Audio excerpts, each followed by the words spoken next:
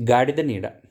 అరేబియాలో ఇబ్రహీం అనే పేదవాడు తన గాడిదను అద్దెకిచ్చి ఆదాయంతో జీవించేవాడు. ఒకరోజు ఒక దూరదేశపు ప్రయాణికుడు ఆ గాడిదను తన ప్రయాణానికి అద్దెకి తీసుకున్నాడు. ప్రయాణికుడు గాడిద మీద, ఇబ్రహీం గాడిద వెనక బయలుదేరారు. సూర్యుడు నడినెత్తున వచ్చి ఎండ తీవ్రంగా ఉన్న సమయంలో వాళ్ళు ప్రయాణాన్ని నిలిపి ఒకచోట విశ్రమించారు. గాడిద నీడలో ప్రయాణికుడు పడుకున్నాడు. ఇబ్రహీం మాత్రం ఎండలో ఉండిపోయాడు. ఎందుకంటే గాడిద నీడ ఇద్దరికీ చాలదు. అయితే గాడిదను అద్దెకు తీసుకున్న ప్రయాణికుడు దాని నీడలో పడుకొని త్వరలోనే నిద్రపోయాడు. అప్పుడు ఇబ్రహీం తన గాడిదను కొంచెం అవతలకి తీసుకుపోయి దాని నీడలో ఈసారి తానే పడుకొని త్వరలో నిద్రపోయాడు.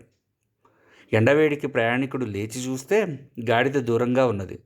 దాని నీడన దాని సొంతదారు నిద్రపోతున్నాడు. ప్రయాణికుడు ఆగ్రహించి ఇబ్రహీంను లేపి అతనితో తగాదా పెట్టుకున్నాడు.